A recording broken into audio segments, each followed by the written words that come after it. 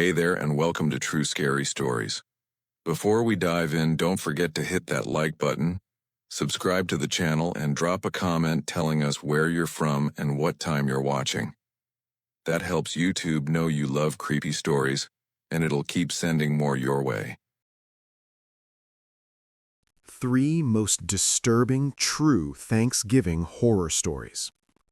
Hey everyone, before we get into tonight's stories, I just want to say, Thanksgiving is supposed to be about family, gratitude, and good food.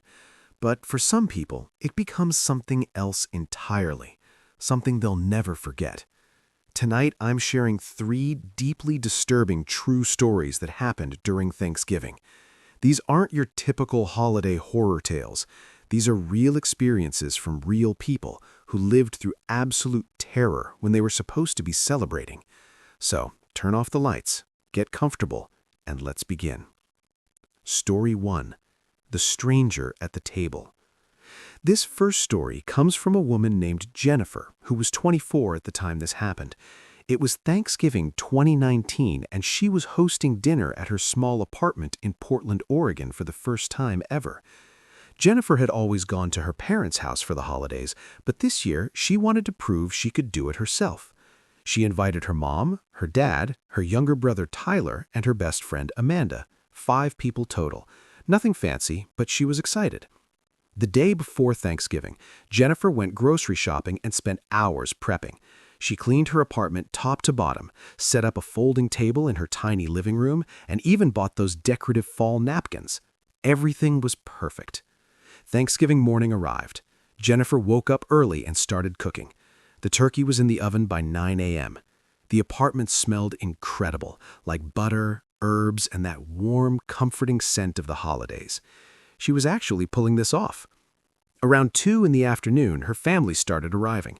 Her parents came first, her dad carrying a pumpkin pie he'd picked up from the bakery.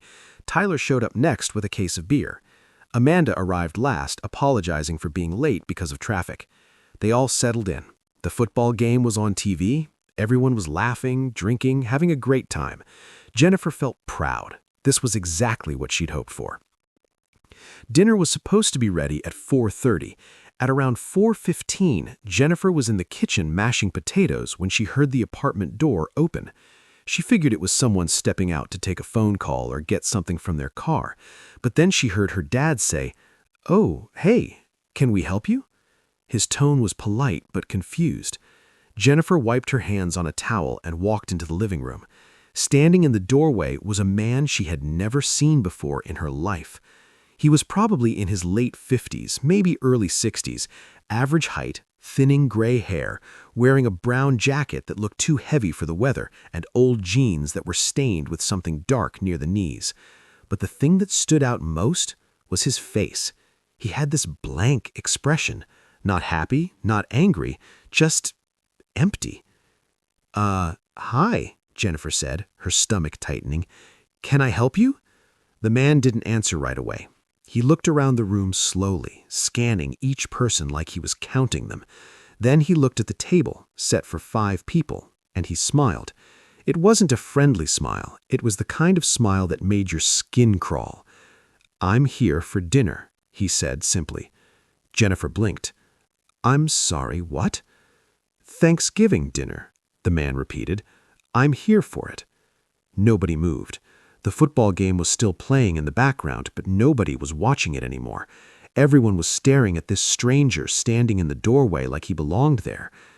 "I think you have the wrong apartment," Jennifer's mom said gently, standing up from the couch. The man shook his head slowly. "No, this is the right place." Jennifer felt her pulse quicken. "I don't know you. You need to leave." The man didn't leave. Instead, he stepped further inside and closed the door behind him. The click of the latch echoed in the silence. "I was invited," he said calmly. "By who?" Tyler asked, his voice sharp now. The man pointed at Jennifer. "By her." Jennifer's blood went cold. "I didn't invite you. I don't even know who you are." The man tilted his head, still smiling that horrible smile. "You put it online." For a second, Jennifer didn't understand.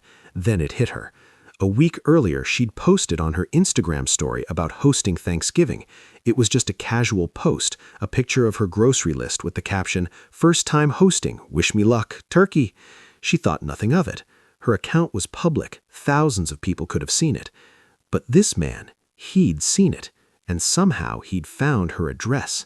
"You need to leave right now," Jennifer's dad said firmly, stepping between the man and the rest of the family, "or I'm calling the police." The man's smile faded. His face went back to that blank, empty expression. He stared at Jennifer's dad for a long, uncomfortable moment. Then, without a word, he turned and walked toward the kitchen. "Hey!" Tyler shouted, moving to follow him. But the man wasn't leaving. He walked straight to the dining table, pulled out one of the chairs, and sat down. He folded his hands in his lap and looked at Jennifer expectantly. "I'm ready," he said. Nobody spoke. The air felt thick, suffocating. Jennifer's hands were shaking. She looked at Amanda, who had her phone out, already dialing 911. "Police are on the way," Amanda said quietly into the phone, her voice trembling. The man didn't react. He just sat there, staring at the empty plate in front of him, like he was waiting to be served. His breathing was calm. Too calm. Jennifer's dad moved closer. "You need to get out of this apartment now." The man finally looked up at him. "I came for dinner. It would be rude to leave." That's when Jennifer noticed something that made her stomach drop. The man's jacket was unzipped, and tucked into the waistband of his jeans was the handle of something metallic. She couldn't see the whole thing, but it looked like a knife, a big one. "Dad," Jennifer whispered, grabbing his arm. "He has a weapon." Her dad saw it too. He took a slow step back, his face pale. The man noticed them staring. He glanced down at his waistband, then back up at them, and he smiled again, that same awful smile. "I just want to eat," he said softly. The next 5 minutes felt like an eternity. Nobody moved. Nobody spoke. The man just sat there staring at the empty plate, occasionally glancing toward the kitchen where the turkey was still in the oven. Finally, they heard sirens outside. The man's head snapped toward the window. His calm demeanor cracked for just a second. His jaw tightened. His eyes narrowed. Then he stood up. "I should go," he said, like he was excusing himself from a normal dinner party. He walked toward the door. Jennifer's dad blocked his path. "You're not going anywhere." The man stopped. For a moment, Jennifer thought he was going to reach for the knife, but he didn't. He just looked at his dad with those empty eyes and said, "Next time." Then he shoved past him and walked out the door. By the time the police arrived 30 seconds later, the man was gone. They searched the building, the parking lot, the surrounding streets. Nothing. He'd vanished. The police took statements from everyone. They told Jennifer to make her social media private and to install a deadbolt. They said they'd patrol the area, but they never found him. To this day, Jennifer has no idea who he was or how he found her exact apartment. She didn't eat Thanksgiving dinner that year. None of them did. They packed up the food and left. Jennifer moved out of that apartment 2 weeks later, and every year since, whenever Thanksgiving rolls around, she thinks about that man sitting at her table, waiting to be served. Story 2. The Basement Guest. This second story comes from a guy named Robert. He's in his early 40s now, but this happened when he was 16, back in 2001. Robert grew up in a small town in rural Indiana, the kind of place where everyone knows everyone and nothing exciting ever really happens. His family lived in an old 2-story farmhouse on about 10 acres of land. It was isolated. The nearest neighbor was half a mile away. Thanksgiving was always a big deal in Robert's family. His grandparents, aunts, uncles, and cousins would all come over. The house would be packed with people, food, laughter. It was chaotic, but in a good way. That year, Robert's family was expecting about 20 people for dinner. His mom had been cooking for days. The turkey was massive, like 25 pounds. There were 3 different kinds of stuffing: green bean casserole, mashed potatoes, rolls, pies, the works. Thanksgiving morning, Robert's job was to go down to the basement and grab extra folding chairs. They needed at least 6 more to fit everyone around the table. He wasn't thrilled about it. The basement in that old farmhouse was creepy. It was unfinished, just concrete floors, exposed beams, and a single light bulb hanging from the ceiling. It smelled like mildew and dirt. Robert hated going down there. But it was Thanksgiving, and his mom was stressed, so he didn't complain. He opened the basement door, flipped on the light, and headed down the wooden stairs. Each step creaked under his weight. The folding chairs were stacked against the far wall. Robert walked over, grabbed 2 chairs in each hand, and turned to head back upstairs. That's when he heard it. Breathing. Not his own. Someone else's. Deep, slow, raspy breaths coming from somewhere in the darkness. Robert froze. His heart slammed against his ribs. He looked around, squinting into the shadows. The single light bulb didn't reach the far corners of the basement. There were pockets of darkness everywhere. "Hello?" he called out, his voice cracking. No response, just the breathing. It continued, steady and deliberate. Robert's instinct was to run, but he forced himself to stay calm. Maybe it was the furnace, or pipes. Old houses made weird noises, right? He convinced himself that's all it was. He gripped the chairs tighter and started toward the stairs. Then the breathing stopped. Complete silence. Robert didn't wait. He bolted up the stairs, practically tripping over his own feet, and slammed the basement door shut behind him. He stood there in the kitchen, panting, his hands shaking. His mom looked over from the stove. "You okay?" "Yeah," Robert lied. "Just, it's creepy down there." She laughed. "It always has been. Did you get the chairs?" He realized he'd only grabbed 4. He needed 6. His mom gave him a look. "Robert?" "I'll get the rest later," he said quickly. But he didn't. He avoided that basement for the rest of the morning. By noon, guests started arriving. The house filled up fast. Robert's grandparents, his Aunt Linda and Uncle Joe, his cousins, everyone. The noise, the energy, the chaos. It was exactly what Thanksgiving was supposed to be. Around 1 p.m., Robert's younger cousin, Emily, she was maybe 8 or 9, came running up to him in the living room. She looked upset. "Robert, there's a man in the basement," she said. Robert's stomach dropped. "What?" "He went down to get my ball, it rolled down the stairs, and I saw a man. He was sitting in the corner." Robert's mouth went dry. "Are you sure?" Emily nodded. "He didn't say anything. He just looked at me." Robert felt sick. He thought about the breathing he'd heard that morning. He'd convinced himself it was nothing, but now. He found his dad in the kitchen and pulled him aside. "Dad, Emily said she saw someone in the basement." His dad frowned. "What do you mean, someone?" "A man, sitting down there." His expression shifted. He didn't say anything. He just walked to the basement door, opened it, and started down the stairs. Robert followed, his legs feeling like jelly. The basement was dead silent. The single light bulb flickered slightly. Robert's dad reached the bottom of the stairs and looked around. Nothing. Just the old furniture, the stacked chairs, the concrete floor. "There's nobody here," his dad said. "But Emily said—" "She's 8, Robert. She probably saw a shadow." Robert wanted to believe that, but he didn't.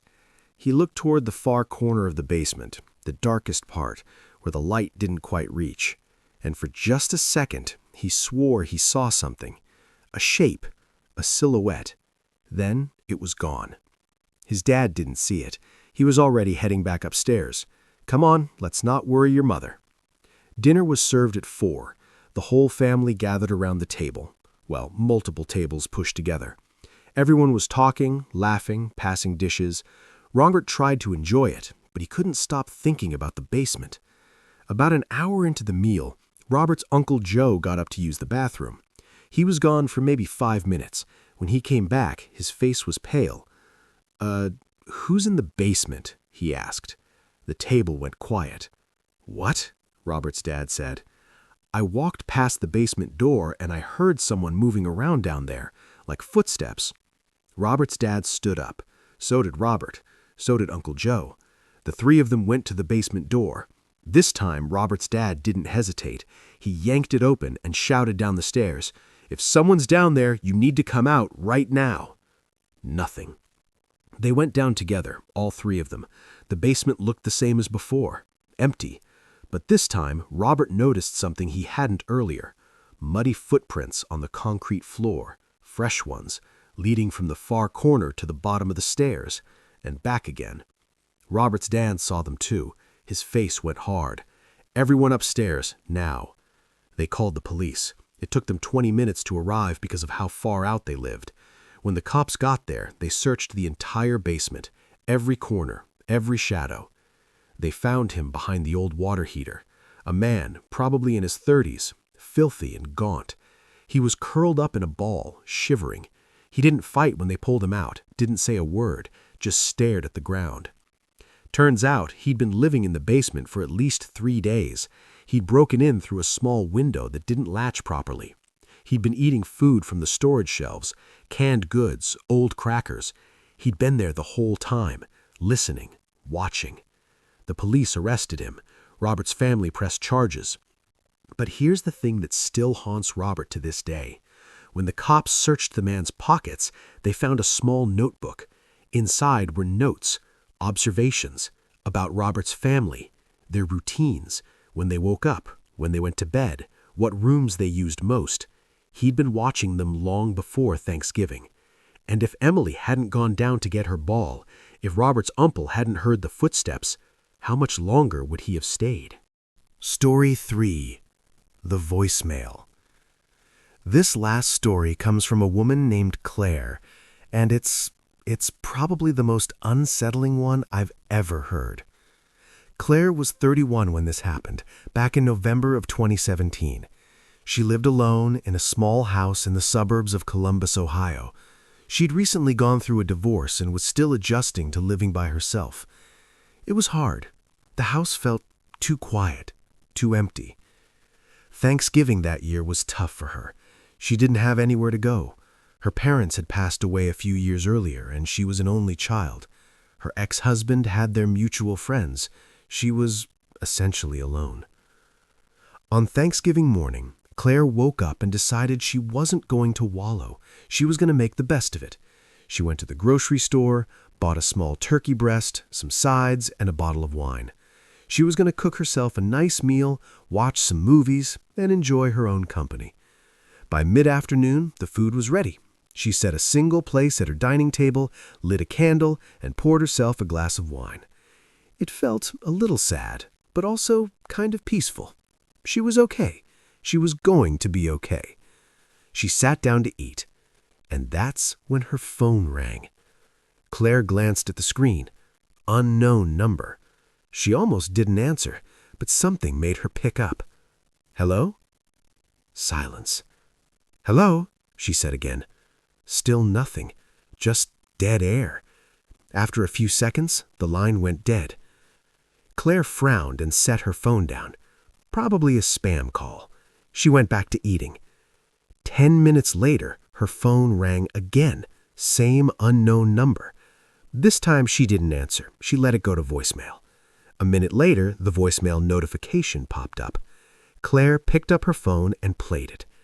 At first, there was nothing, just silence. Then, faintly, she heard something in the background. It sounded like wind, or maybe breathing, she couldn't tell.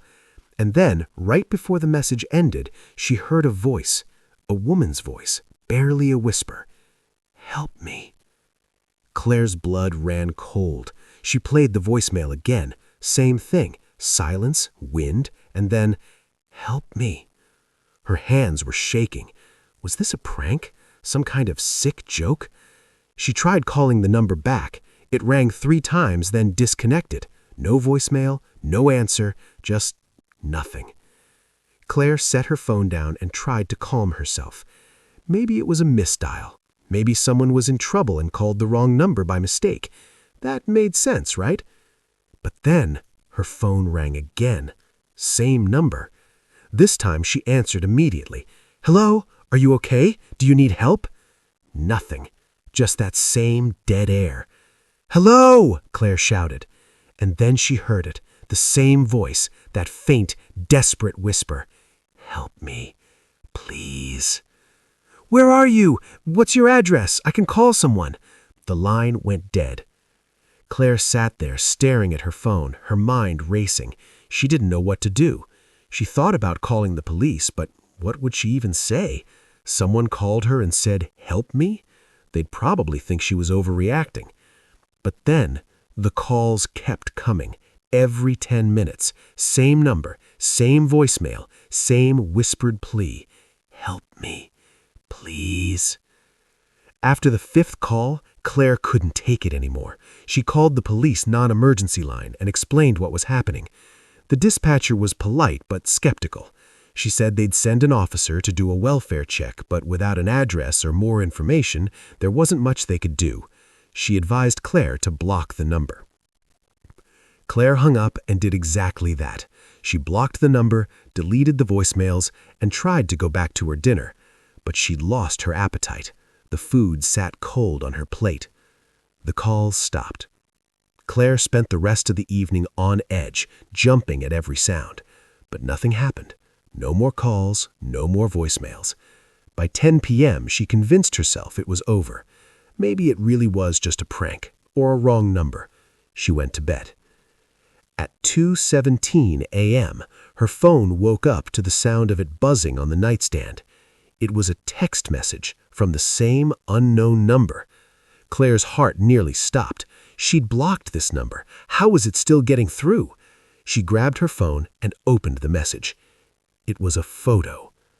The photo showed a woman. She was tied to a chair in what looked like a basement. Her face was bruised, her hair matted with blood, duct tape covered her mouth, and her eyes, God, her eyes were wide with terror. Below the photo was a single line of text. "You didn't help me." Claire screamed. She dropped the phone like it was on fire. She scrambled out of bed, her entire body shaking. She grabbed the phone again and dialed 911. 911, what's your emergency? Someone just sent me a picture. They're hurting someone. I don't know who. Please, you have to help. The dispatcher tried to calm her down, asked her questions. Claire sent them the photo. They said they'd send officers to her house immediately. The police arrived within 10 minutes, 2 officers. They came inside, looked at the photo, and took Claire's statement. They tried calling the number. It didn't go through. They tried tracing it. Nothing. It was like the number didn't exist. One of the officers suggested it could be a hoax. There were sick people online who sent disturbing images to random numbers just to scare them. It happened more often than people thought. But Claire didn't believe that. The voice in the voicemails, it was real. The terror in that woman's eyes, it was real. The officers stayed for about an hour, checking her house, making sure she felt safe. Before they left, they told her to keep her doors locked and call immediately if anything else happened. Nothing else happened that night, or the next day, or the day after that. Claire never received another call or voicemail from that number. The police followed up with her a week later. They said they'd investigated but couldn't trace the number or identify the woman in the photo. They couldn't confirm if it was real or staged. The case went nowhere. But here's the part that haunts Claire to this day. About 3 months later, she was watching the local news. There was a story about a missing woman from a town about 40 miles outside of Columbus. Her car had been found abandoned on a rural road. No signs of struggle, no leads. They showed a photo of the missing woman. It was her. The woman from the photo. Claire was sure of it. She called the police immediately. She told them everything. They reopened the case, looked into the connection, but they never found anything. The woman was never found. The case is still unsolved. Claire thinks about it every single day. She thinks about those voicemails, that whispered plea, "Help me, please." So, there you have it. 3 deeply disturbing, true Thanksgiving horror stories. I hope you never experience anything like this. And if you're hosting Thanksgiving this year, maybe keep your social media private, lock your basement, and if you get a strange call, trust your gut. Thanks for watching. Stay safe out there, and happy Thanksgiving.